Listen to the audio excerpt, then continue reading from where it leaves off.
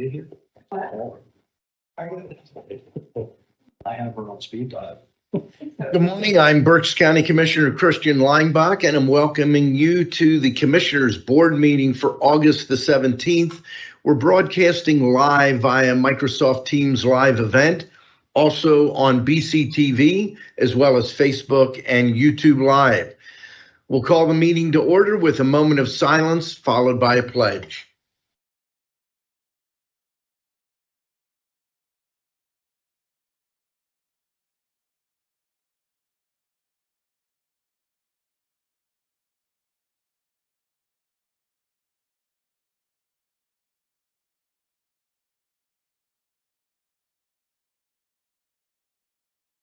I pledge allegiance to the flag of the United States of America and to the republic for which it stands, one nation, under God, indivisible, with liberty and justice for all.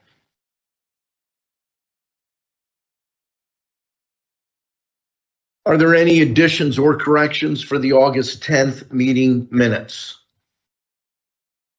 Hearing none, the minutes will stand approved as presented. We had several executive sessions, all took place yesterday. The first one was dealing with personnel. The second one was also dealing with personnel. And the third dealt with personnel and litigation.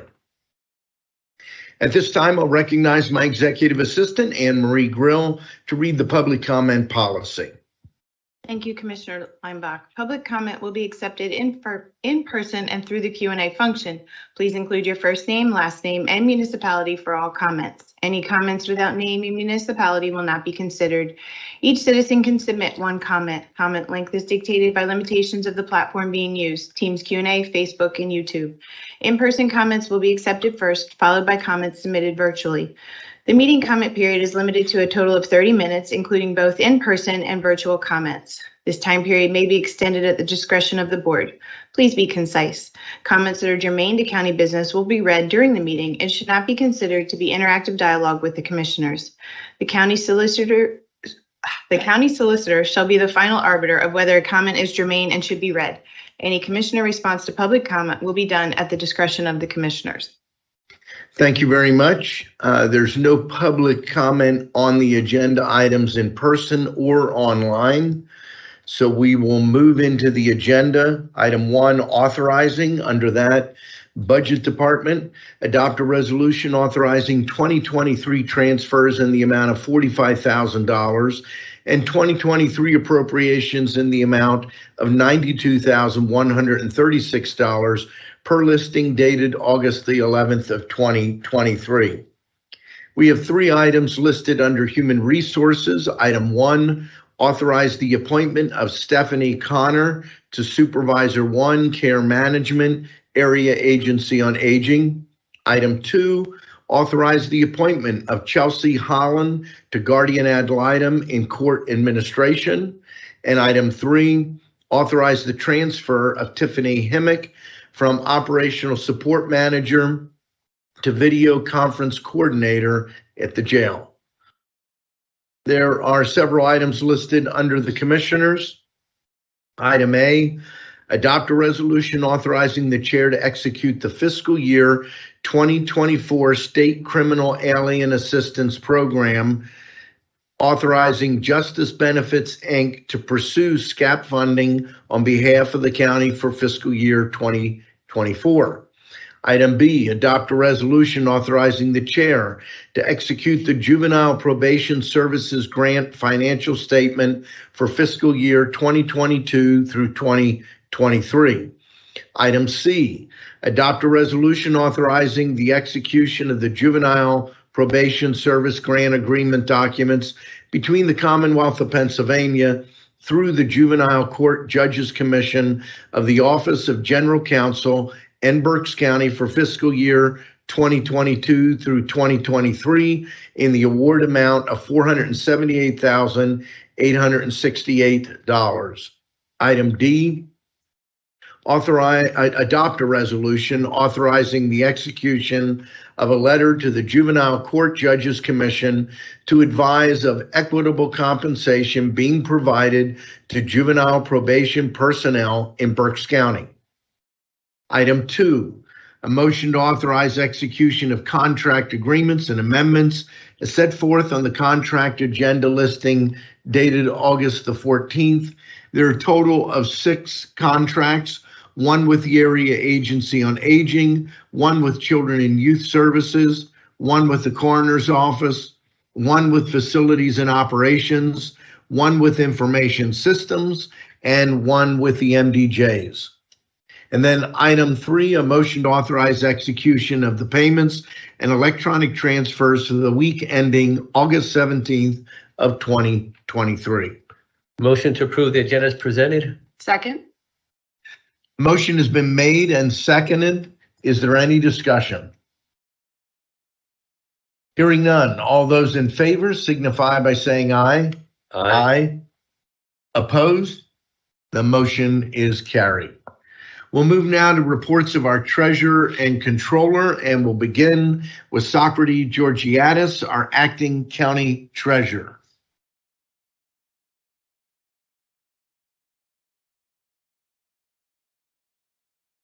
You're muted. You're muted. How's There that? you go. Yep, you're good. Apologies. Good morning. We have an Good opening morning. balance of $244,816,619.90. We have a balance to clear of $5,454,187.04, leaving us with a balance of $239,362,432.86. Thank you. Thank you very much, Socrates. We'll move now to our county controller, Sandy Graffius. Sandy. Good morning. We have Good morning. Total accounts payable, $7,632,103.01. We have a payroll this week of $4,877,380.28 for a grand total of $12,509,483.29. Thank you very much, Sandy. And we'll move now to Kevin Barnhart, our Chief Operations Officer. Thank you, Commissioner Weinbach. We have nothing to report this morning. Very good. That quickly, we are to commissioners' comments, and we'll begin with Commissioner Rivera. Okay, good morning. Just a few things here today. Tonight is SOS Berks. The Opioids Coalition will have a table at the Fightin' Fields tonight. Game begins at 7 and there are fireworks. So if anyone wants any tickets, please let me know. And if you are there at the game, please stop by and visit the SOS Berks table. We'll have information about opioids and different items related to that. Also, this Saturday from 1 to 4 p.m. is the Barnopoly wrap-up event, and that will be taking place at Bent Limb Farm at 592 Stonehill Road in Shoemakersville. This is a free event, and it's to celebrate the the end of the summer-long game of Barnopoly. So if you participate in Barnopoly and you still have your board, you can take it there to turn it in, and you'll get extra points for doing that today. There'll also be a self-guided tour of the farm. You can visit and learn about the animals there. And there'll also be a farm store and mini pop-up markets with some of the participating locations of Barnopoly. Again, that's this Saturday from 1 to 4 p.m. Also, this Tuesday is the Penn State Health Center 150th anniversary celebration. There on 183, which is 2500 Burnville Road. There'll be activities all day starting from 9 a.m. So if you are in the area, please drop by Penn State Health to help celebrate their 150th anniversary. And also, I believe kids are starting to go back to school this week. So to all of you kids, good luck. I hope you have a good school year. To all of the parents, I'm sure many of you are also anxious to get the kids back to school so you can return to some form of normality. So kids, good luck this school year. Thank you. See a lot of people laughing, so I think that. I'm not even going to jump in on that.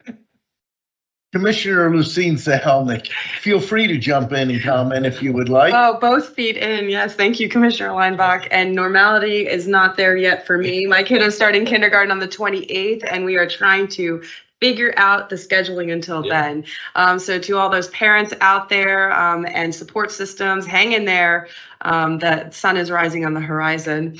I want to start off, and majority of my comments are going to be based on agriculture today. I had the absolute pleasure to go out to the Department of Agriculture and make sure that everybody knows that we have a Department of Agriculture here as part of our county operations.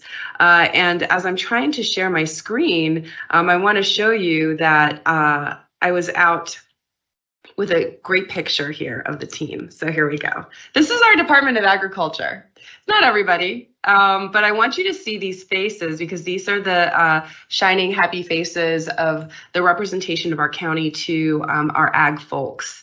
And there are so many different things that they do. And so I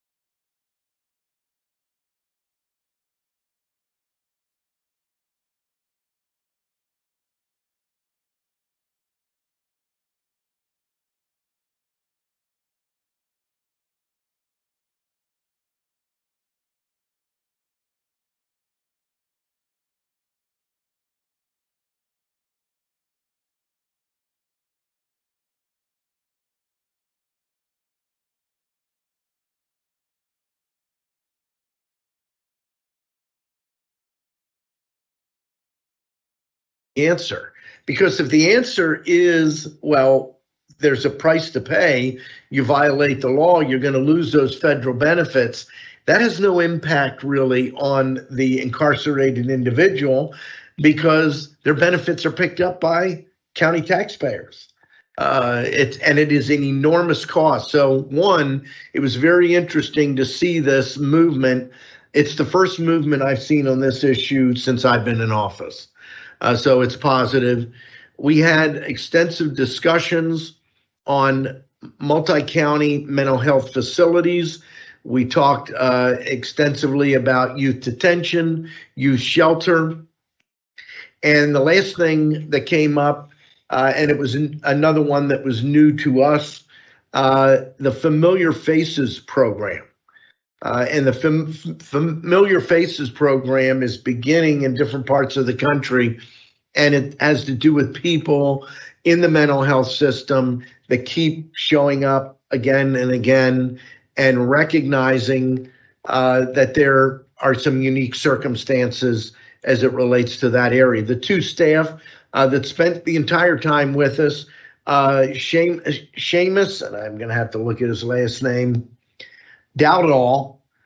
He is Associate Legislative Director, Telecommunications and Technology, and then Erin Hurley, who is she is the Legislative Director.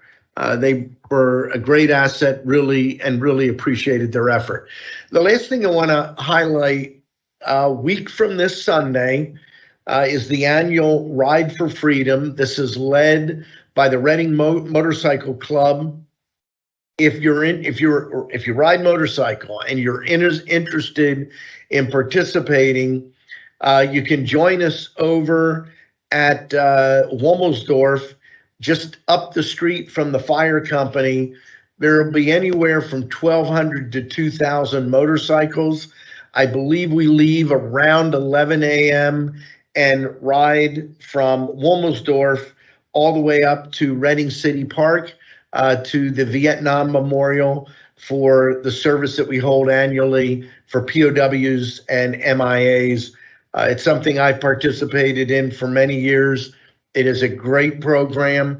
I thought about waiting to talk about it next week, but people that might be thinking about it, it gives you a little bit of time to plan your schedule. So it's not this Sunday.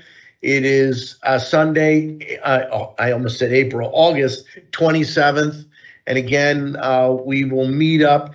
Some of the group start at RMC like 9 a.m. in the morning, but most people meet up at Womelsdorf. Womelsdorf has been a great host for a number of years. We used to meet in the parking lot of the Valley Forge Flag Company right there on 422, but they closed and were sold, and John F. Martin doesn't have the room that Valley Forge Flag did. So Womelsdorf has done a great job, and encourage you, if you haven't participated, it's a great event to be part of.